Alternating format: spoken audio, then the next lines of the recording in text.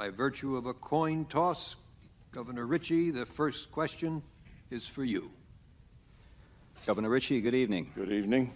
Perhaps the biggest philosophical difference between you and the President is over the role of the federal government itself and whether national problems really have national solutions. Can you explain your view? Well, first, let me say good evening and thank you. It's a privilege to be here. My view of this is simple. We don't need a federal Department of Education telling us our children have to learn Esperanto, they have to learn Eskimo poetry. Eskimo poetry? Let the states decide. Let the communities decide on health care, on education, on lower taxes, not higher taxes.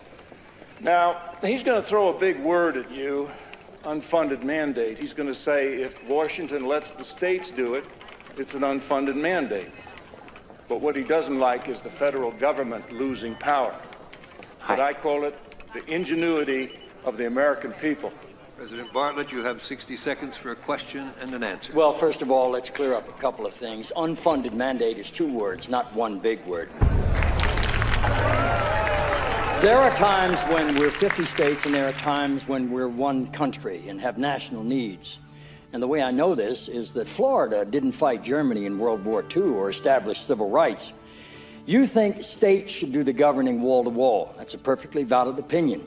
But your state of Florida got $12.6 billion in federal money last year from Nebraskans and Virginians and New Yorkers and Alaskans with their Eskimo poetry. 12.6 out of a state budget of $50 billion.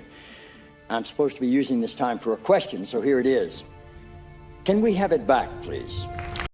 Making sure that we're able to make every single solitary person eligible for what I've been able to do with the COVID. Excuse me, with dealing with everything we have to do with. Look, if we finally beat Medicare. Thank you, President Biden. President Trump? Well, he's right. He did beat Medicare. He beat it to death, and he's destroying Medicare. Game on! Oh, my God.